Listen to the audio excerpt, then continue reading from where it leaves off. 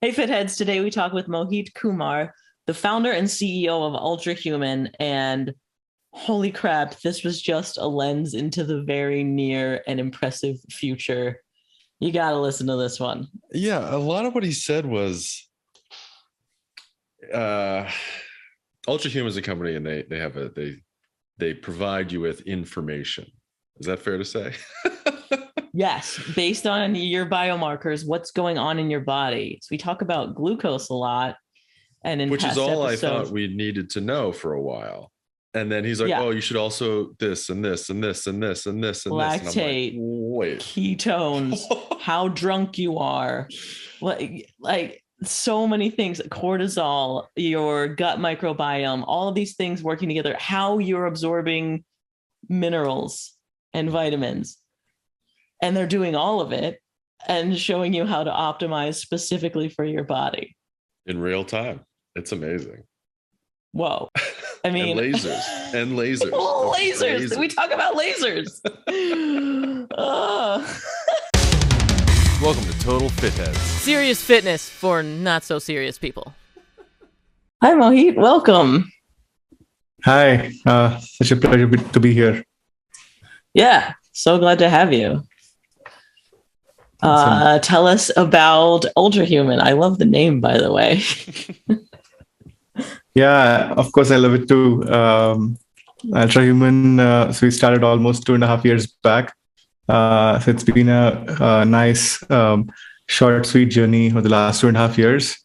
We are in the biomarkers space, as you would know, and we believe in the power of biomarker data to actually change and shape human behavior in the right direction. We launched private beta almost a year back, and have somewhere close to like 100,000 people on the wait list right now. Slowly releasing our wait list to more and more people. But we love working with people who want to see their own data, want to work on it, and also be curious about their own body. So that's precisely who we actually are. When you first launched, was it about these biomarkers? It seems like you have a pretty robust app outside of that even. Yeah, actually, so a very interesting journey, right? So 2.5 years back, we were actually looking for which biomarkers actually make a lot of sense for people. And we obviously stumbled upon HRV, given that HRV was one of the biomarkers which was very, very famous back then, as a marker of recovery and as a marker of stress, and of course sleep as well. But what felt interesting was that blood glucose, and in combination with lactate and ketone, can actually give you a full view of how you use that energy in your body.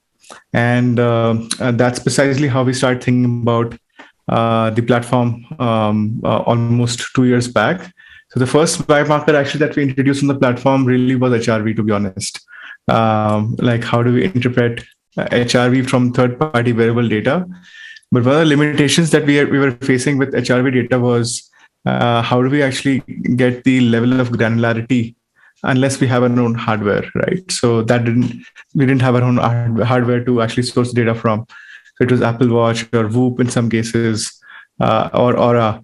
But then when we stumbled upon blood glucose during our research, we wanted to, of course, integrate with the existing OEMs, Abbott and Dexcom, and get as rich data source as possible. So we launched the glucose product almost a year back. And since then, the focus has largely been to go deep into the glucose stack. Wait, you mentioned lactate. Tell us about that. Yeah, so lactate, as you would know, is really interesting, right? So your body fuels from different sources of fuel. So you keep alternating between your glucose source, your ketone source, your lactate source, depending on what stage of VO2 max or what intensity of exercise and physical movement you are at. And we were studying lactate monitors. So you would generally see that there are point-in-time finger prick-based, just like glucose, right? You would have a finger prick-based lactate monitor. And I was working with the National Swimming Academy to understand like how they are using it, and understood that a lot of swimmers use lactate monitors to understand like is that the real peak or theoretical peak of performance, right? Perceived peak versus real peak of performance, and because these people were spending like 6, 7, 8 hours in the pool, and at some point in time, you don't really know what your theoretical limit is. So really got inspired by that piece of information, and we were looking at how do we get this information continuously, because you can't believe, like, of course, get people to actually prick their fingers almost 7 to 8 times per day. It's very, very painful. Also not very, very cool, right? So the information, the richness of information does not exist. You don't know when is your lactate peaking, etc. So we started looking at lactate monitors, and very, very soon on the Ultrahuman platform, you'll have a single probe on your arm that measures both lactate and glucose along with ketones. So ketones are equally interesting. Yeah. Whoa, that's crazy. Wait, I didn't even know about this source. I only knew about switching from glucose to ketones. And you're talking about lactate peaking. Is that when you're at your highest performance level, when it peaks? There's something called the lactate threshold. So a lot of athletes want to know their lactate threshold. Generally, what happens is, and it is just an anecdotal way to understand this, is that you'd want to just work up to your lactate threshold. You don't want to work beyond that. So it's not like lactates are like bad source of fuel. It's just that you don't want muscle soreness and lack of recovery the next day, right?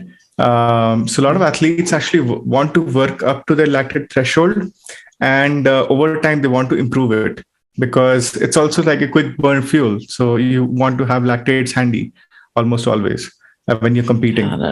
So it's a great lever for exercise performance, to be honest. Got it. So you're aiming to, over time, move that threshold up. Oh, interesting. Yeah. So especially cyclists, right? So a lot of cyclists get into their threshold very, very soon. And obviously they don't have the option to quit it, because some of these cycling bouts are like 2, 3, 4 hours, 5 hours, 6 hours, and sometimes 10 hours of grueling events. And they want to just understand, like, where are they peaking right now, and can they push it to closer to the event time? If that happens, then they'll be able to perform more and more consistently at their peak. Yeah. Okay, cool. So that's more of a long-term type of workout, right? Not like a high-intensity short interval thing? Or is it both? You can do that too. You can do that. So it's very interesting. It's very, very variable on, like, just like glucose, your lactate response is going to be very, very different. It totally depends on who you are, how much muscle mass do you have, and how your body looks at your lactate sources. If you've not trained your lactate threshold, then obviously you'll hit it much faster. So a lot of people turn sore much faster than other people, naturally, because they've hit their lactate threshold as well. So I'm saying this in a very, very simplified way, but I think this is exactly what happens. So additional visibility into your fueling systems helps a lot. Ketones are also equally interesting, because then you will be able to figure out, like, when do you actually switch into ketosis. So a lot of people who do intermittent fasting, they do it on the basis of a certain type of rule, 16-8, when they start feeling that they're getting into ketosis. And some of them also use a ketone strip, the urine-based ketone strip. While some of these urine-based ketone strips are really interesting, it does not really tell you, like, in a continuous way, when you're switching between ketones and back to your non-ketone sources and then back to ketones. So if you measure it 24/7, then you figure out, like, what really happens during your sleep, what really happens when you break your fast, what really happens when you're exercising, how much ketones are you actually using, and when does it peak. All those factors are like extremely rich source of information about your body. So that's the second one. And the third one is actually also equally interesting. It's your alcohol threshold. So you could literally figure out when to stop. Yes. Interesting.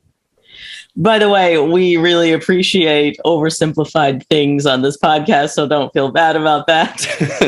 Yeah, that's so cool. That's what I've felt like is missing. And I still do blood like finger prick test for my ketones at this point. Max is doing the pee strips. I haven't found.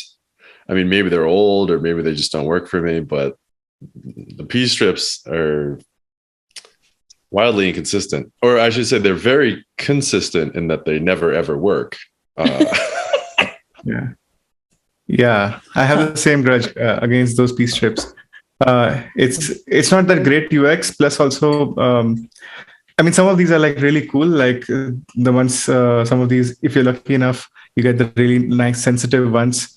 They're really temperature sensitive as well, so you need to store them right. But at the same time, what happens is it's a painful transaction, right? So you want to know about your ketones whenever you want to get access to it, and should be measuring you subconscious, like without any effort, essentially, right? So that's one part of continuous ketone monitoring that I feel will enjoy, like sort of like totally disrupt how ketones are being measured in your body, especially coming from your blood or interstitial sources. Will be way more rich. It seems like people talk about it in an on and off switch kind of way, like you're in ketosis or you're not. But isn't it a spectrum from, 0 ketones to however high you get, right? Yeah. So there is a spectrum, and you have to define your threshold. That this threshold essentially means ketosis. I mean, you can define it for a class of population, and then you can stick to it in terms of like what percentage of time do you actually spend in above that threshold and below that threshold. That's precisely your intermittent fasting ratio in some ways, right? If you're looking at ketone fast, you're looking at basically deriving advantage out of your ketone fuel sources.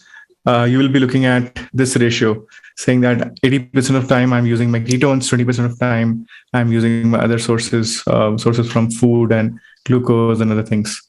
So that will get simplified in future.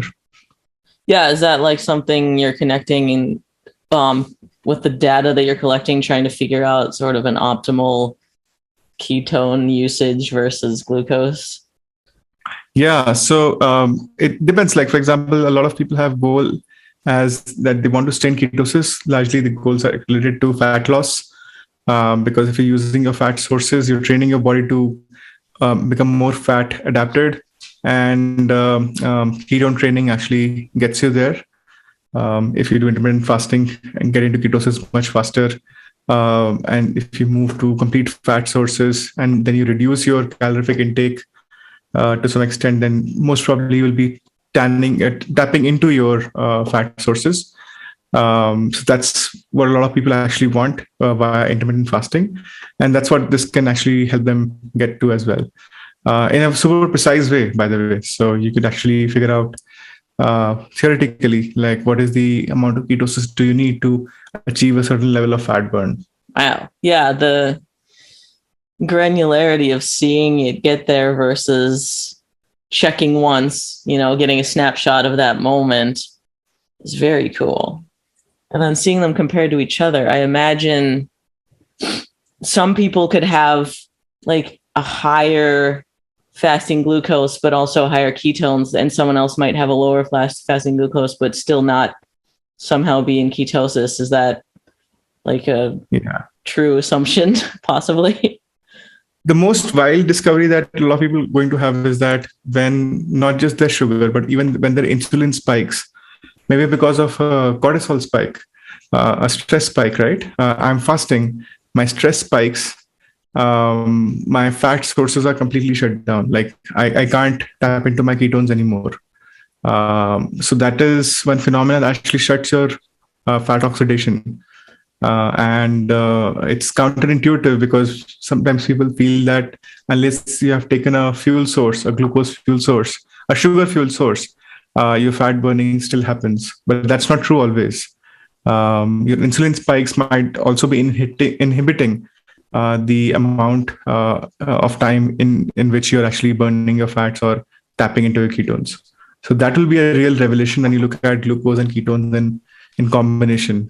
Because we can't measure insulin in real time, hopefully in the future we will be able to, but glucose is a very close proxy. Yeah, interesting. Do you feel like down the road that's something coming potentially that we'll be looking at insulin too? Yeah, it's not there yet. We are still maybe like 5-6 years away technologically from a breakthrough perspective, but I think it's definitely something that will happen in our lives. I'll say that maybe like 10 years from now. Yeah. Oh, wow. Okay. Well, cortisol too, right? I want to see that on a continuous graph, Yeah, that'll be really cool. Cortisol is the other one. In fact, a lot of course, you would have heard of insulin resistance and insulin sensitivity issues. There are latest research papers that are coming out around how increase in cortisol is actually linked to insulin resistance as much as how the increase in insulin leads to insulin resistance as well. So it's a really interesting a marker to study. The closest, I wouldn't say that it's a proxy, but one can also identify their stress patterns or their parasympathetic sympathetic patterns via HRV as well. But yeah, of course, it's not the same thing. Yeah, so it's a technology limitation right now. So what, when you're stressed out, your body doesn't want to burn fat? That's what's happening there? Yeah, it's a little bit more complex than that. Like if you're stressed out and you have an insulin spike, then you shut down fat oxidation. So some people are really good at handling stress, so they still keep burning fat. And the other way to look at it is that I keep calling it the Warren Buffett lifestyle of extremely low stress, low cortisol longevity, right? So if my hypothesis is that if one studies Warren Buffett and his insulin spikes or cortisol spikes, we might discover really flat curves there. And that could be one of the reasons why this person is actually going on doing whatever they like in life and still living. You could see that graph. Well, I'll just live forever. I mean, if you have the chance of playing bridge 6, 7, 8 hours every day and make money, why not? So, love it. Well, there's also a desire for an insulin spike in the bodybuilding world, right? Some of them even take exogenous insulin, which is horrifying to me. But the idea is that it's muscle sparing, and that after you work out, you want that spike so that your body stops breaking down the muscle and actually builds. Yeah. No, in the 80s, it was actually quite popular as well, like really popular. Now we have much better sources of juices, I would say. But I think in the 80s, it was definitely way more popular. Insulin is also one of the cheapest, you can say, sources of. It's one of the cheapest hormones that can be synthetically made and can be injected. So it's really that's how it became really popular within the bodybuilding world. Essentially, become essentially a lot more insulin, have a lot more insulin factors in your body, and insulin growth factor will kick in, and essentially you will end up having much higher chances of growing faster. There are still people that it feels like the opposite of Warren Buffett, right? Their goal is to look good right now, and maybe they won't live long, but their graphs might be all over the place because of it, right? Yeah. I mean, it's a really interesting topic, performance and longevity, right? So we see a lot of athletes being on, sometimes obviously on the same side of the spectrum, but a lot of times on the other side as well. Like we work with a lot of professional athletes here, and what we've noticed is that sometimes a lot of athletes are optimizing for, let's say, if we just look at glucose, in some cases being in a hyper-fueled state always during their match days or during their training days.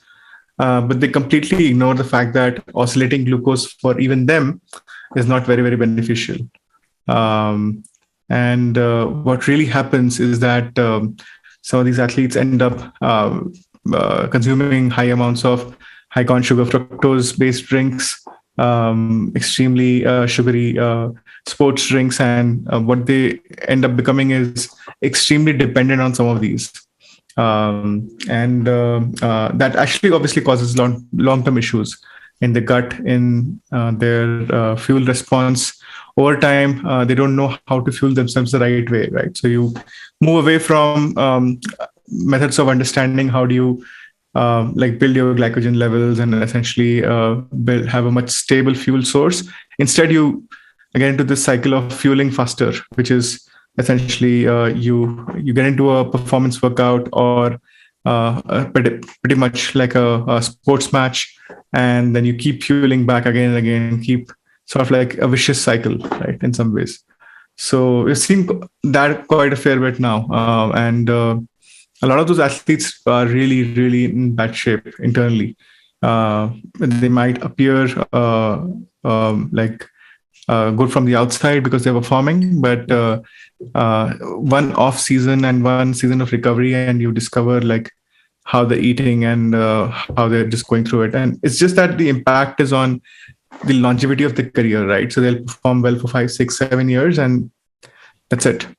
Whereas there's a separate phenomena around longevity for athletes, which is a lot of athletes are now thinking about mitochondria health, thinking about brown fat cells or beige fat cells, thinking about how do we actually have a stable response using super starches, for example.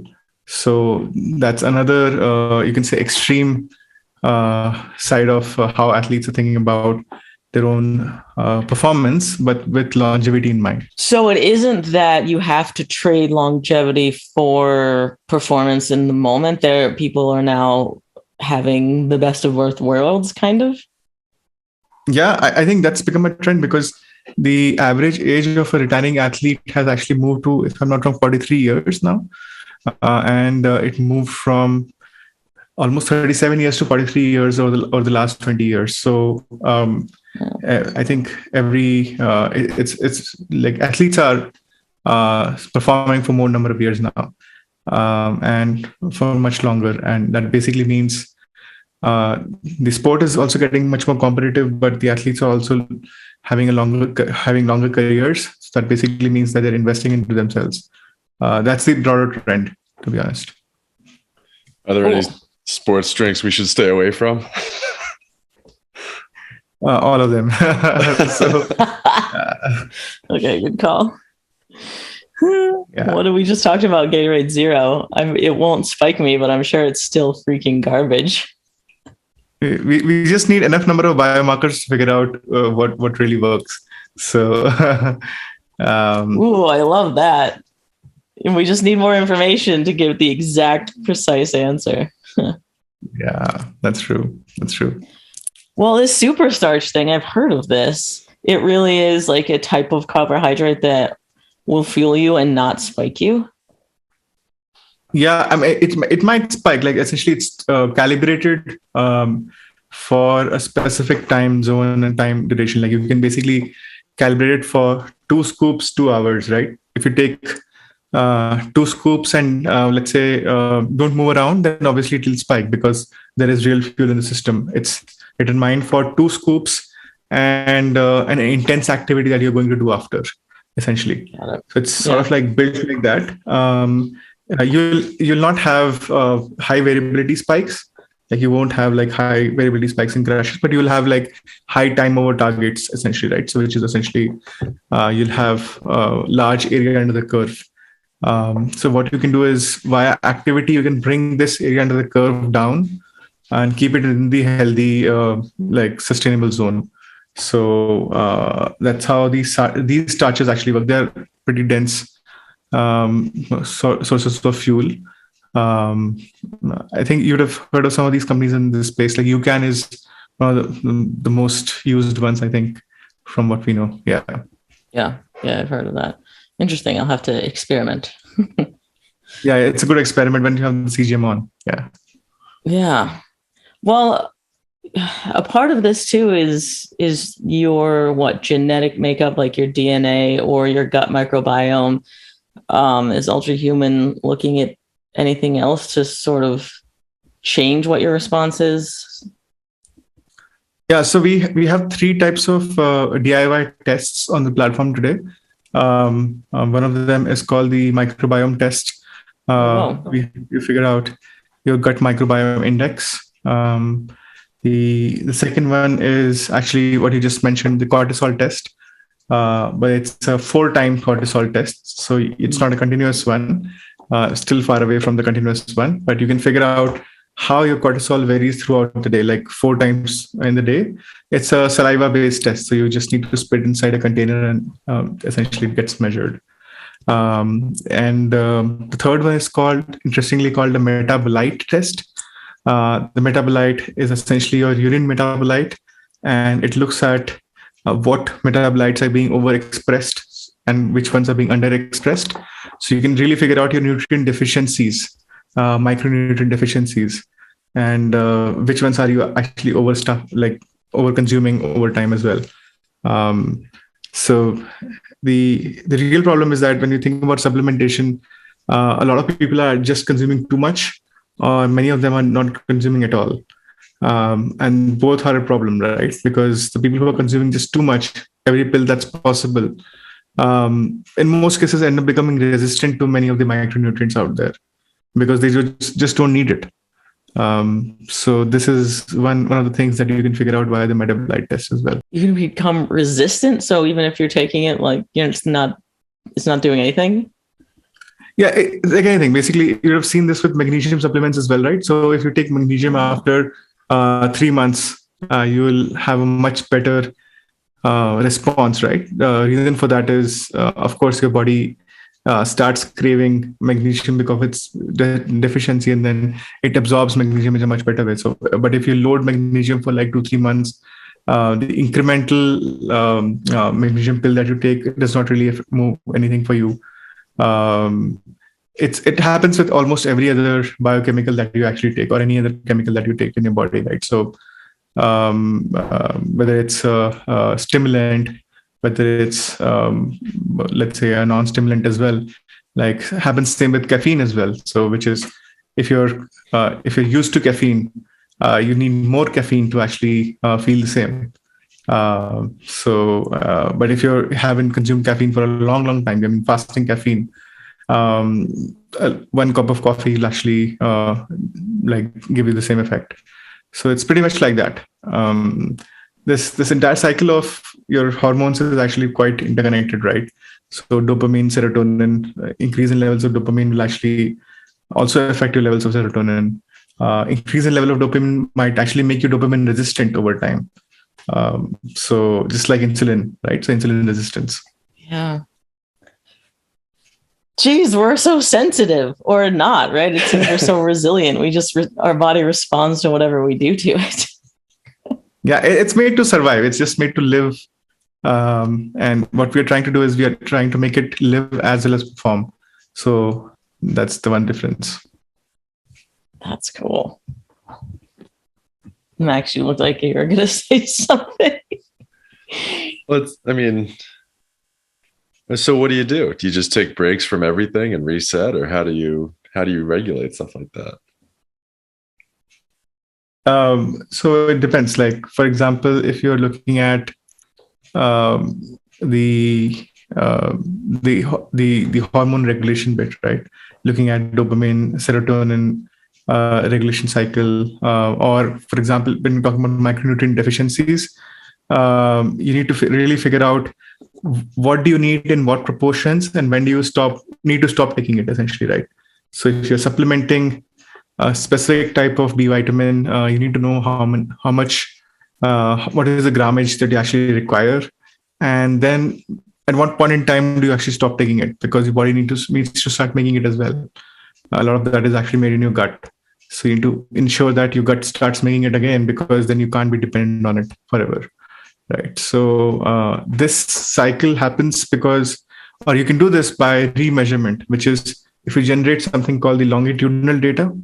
You look at your you look at your post, and you figure out, okay, I took these 3 pills in these proportions, and this is what changed.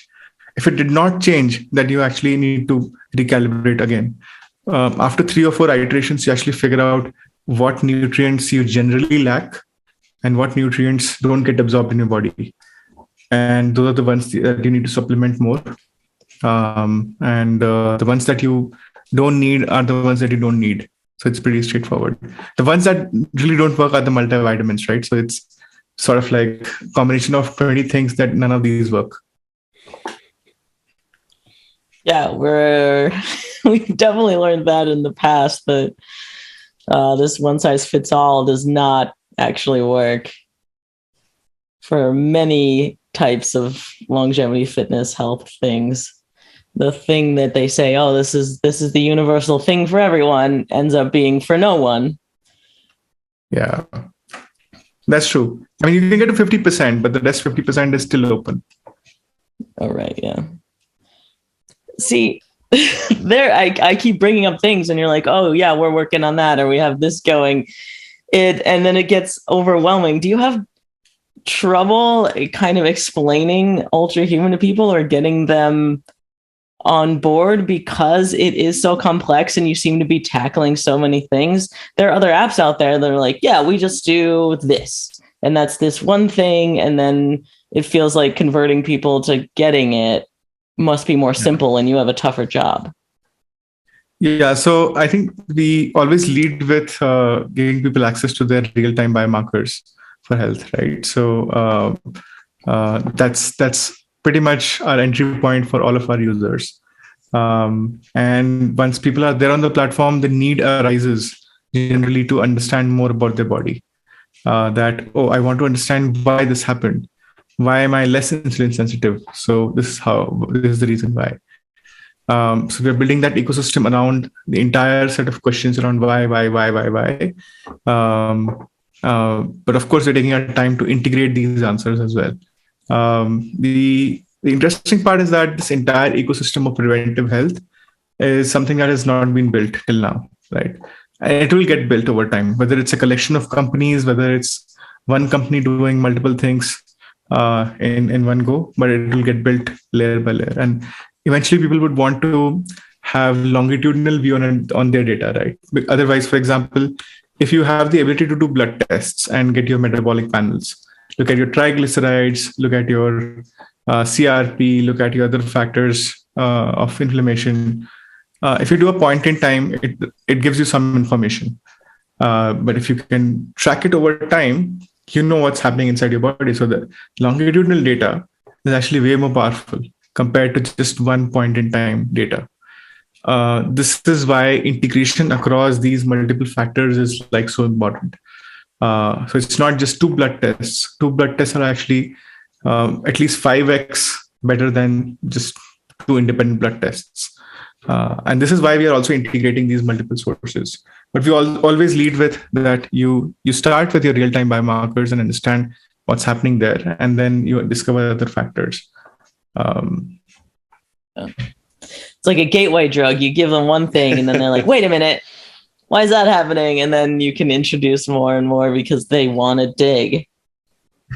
Yeah, it's a lot of people. I mean, it's really interesting phenomenon that people are interested about their own body as much as they're interested about their own cars. And people really obsess about their cars. So it's not a bad thing overall. Do you find the space is growing? Yeah, it should naturally grow. I mean, we've seen very, very active interest from people who didn't even know what glucose monitoring is, to also people who always thought that glucose monitoring is for diabetics. And the first time that they realize, the first time when people put on a glucose monitor when they're not diabetic is that, oh, this is interesting. It tells me that there is a problem to be fixed. I never thought that there's a problem to be fixed because I'm not diabetic. The second impression generally is that, oh, maybe I'm not diabetic, but in my family, there are two people who are diabetic. So what did they do to actually end up there? And they realize that what they did is very similar to what I am doing right now in my life, which is essentially living the normal, healthy life of every individual. So that's when they start thinking more about being preventive in life and thinking about how do we avoid metabolic disorders for the next 15, 20 years. Some people take the journey forward. They say that, well, let me understand the science. Let me understand why is it relevant for me. And is glucose just about metabolic disorders? Is it also about everything? Like, is it just about diabetes, or is it's also about other forms of diseases? And then people go deep into it and discover further. So that's the type of, some people are here because they're afraid that they don't want to get sick in the future, or there's some signs of sickness in their body and they want to overcome those signs. But a lot of people actually want to go deeper as well, which is a very positive sign. Like, we have something called the Cyborg Army, which is like a Slack group of biohackers. Like, it has around almost 3,000 people now. So it's a small, cute community, and a lot of people are actually researchers. So what they do is they run algorithms on their own data, and actually they share their results saying that, oh, this is a type of algorithm that you could run. This is a new derivative. This is a new type of research that has come in. This is a new therapy. This is a new longevity drug that you could try. I tried it on my body, and this is what happened. So people are just experimenting, trying out new things because they're bored of the traditional methods, right? That every gym and every instructor and every doctor that they go to, they end up getting almost the same advice, and there's nothing wrong. It's just that a lot of people find personalization to be extremely empowering for them. So that's where they are finding their true north. Are there any lessons that, I mean, not to be too universal, but that are sort of newish lessons? Stay away from processed foods, or get enough sleep, or... I think sleep is the biggest one, to be honest. We're generally very sleep deprived society. And if you study food systems and see the correlation, if you study the sleep systems and see a correlation, if you study the weather systems, like also temperature, humidity, and see a correlation, across three, the most significant correlation is actually with sleep. The most regions that have lack of sleep end up having poorer insulin control, insulin sensitivity, way more than, by the way, any other factor that is being expressed. So it's sort of like pretty much out there now, but it's also one of the hardest things to fix because it does not seem like, I mean, sleep sounds very easy to fix, but it's probably one of the hardest. It seems that then HRV connected to glucose would be really powerful. It makes sense why you're making that connection. We've seen a lot of slow wave sleep and glucose connection actually happening for a lot of people. Not as much REM, but more slow wave sleep. We've seen that the lack of slow wave sleep generally leads to a very clear correlation with insulin sensitivity. So the same food for the next 24 to 36 hours will actually give a much poorer response if you have lower slow wave sleep. Is it also the reverse kind of feeding itself, where if you have more glucose control and you eat to keep your levels low, will you then get into deep sleep easier? Yeah, more to do with timing. So if you're closer to your slow wave sleep, your resting heart rate your heart rate needs to reduce to get into the slow wave sleep zone. So if you're eating closer to your sleep, then obviously because of your digestive process, your heart rate will not reduce as much. So the probability of getting into slow wave sleep is actually on the lower side generally. So that's why I think a lot of CGM platforms also give you, like in our case also, we give you sort of like a nudge saying that what should your ideal meal timing be, and how should you actually be spacing these, although it's a really hard one to follow over a long period. I feel that eating right before bed is my favorite thing that I should not be doing.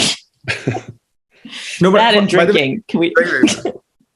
And by the way, a lot of people, for a lot of people, actually, that's pretty okay, to be honest, because you need that tryptophan boost in your body to actually have, you can say, the right balance before you actually want to go to sleep.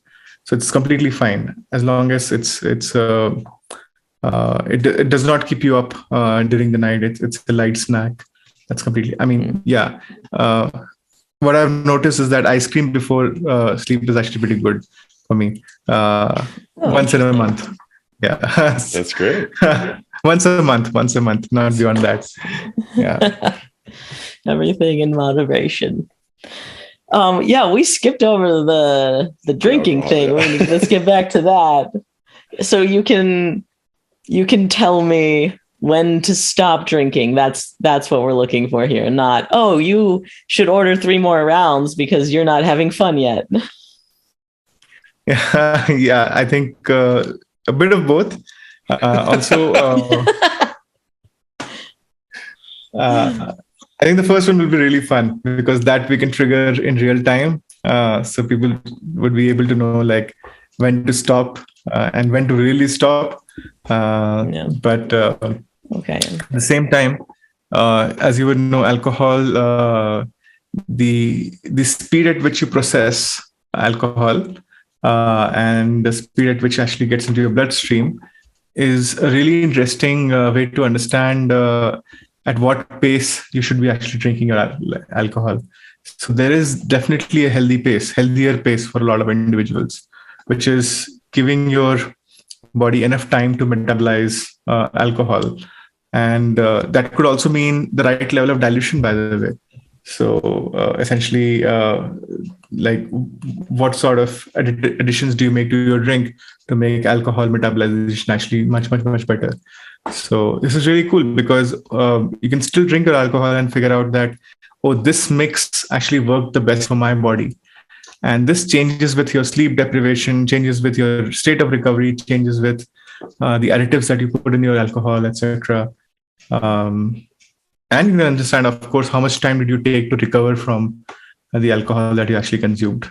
So it's going to be a really interesting world once alcohol meters are out.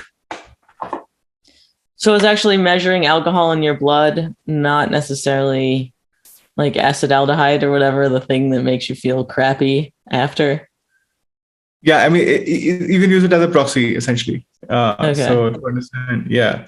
So because you also have the recovery biomarkers, so it can cross correlate and figure out like what levels of alcohol and what speed of consumption of alcohol led to poor levels of recovery.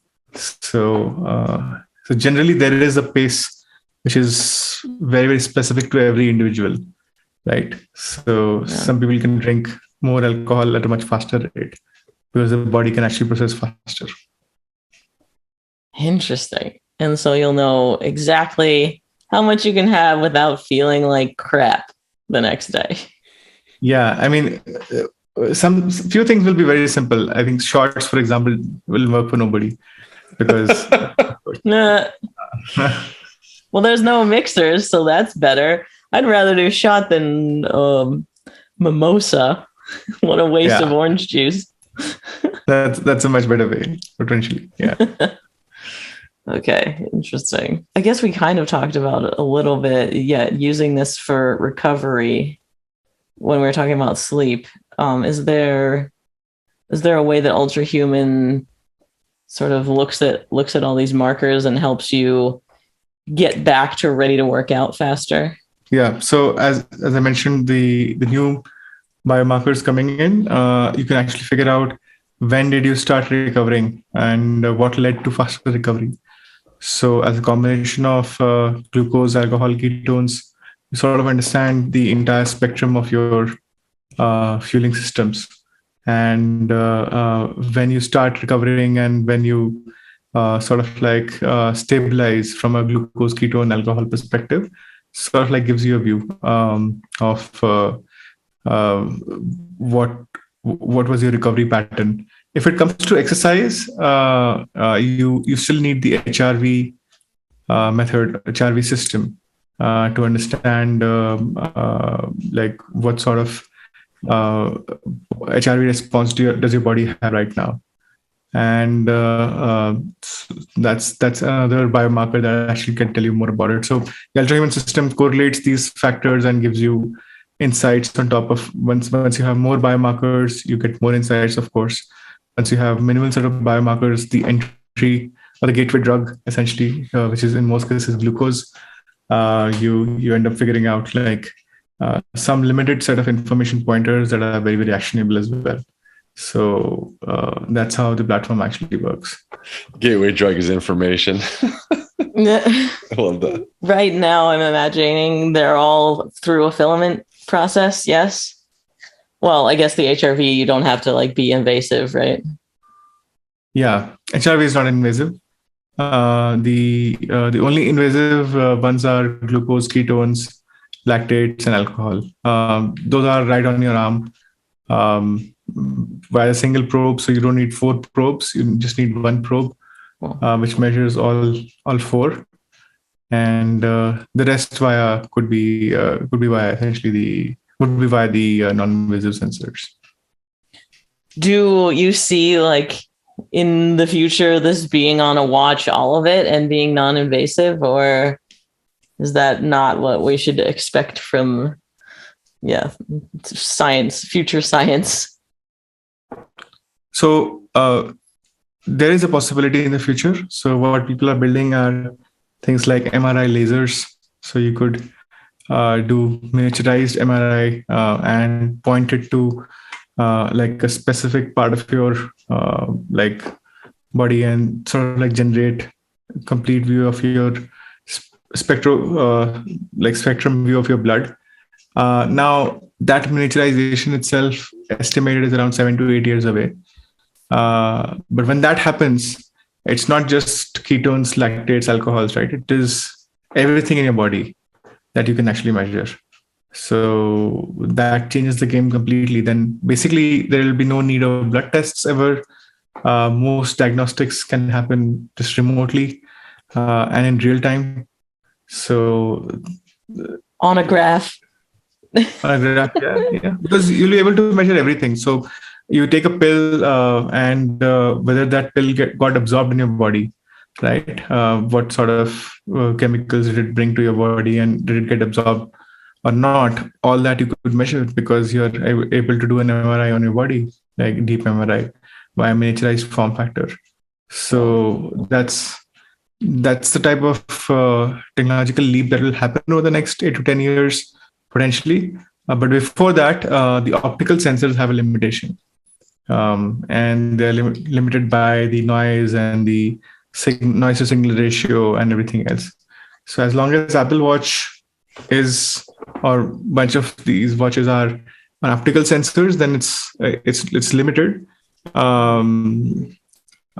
But as they go beyond these sensors and incorporate the next generation of sensors, of course, in the next 10 years, there is a possibility.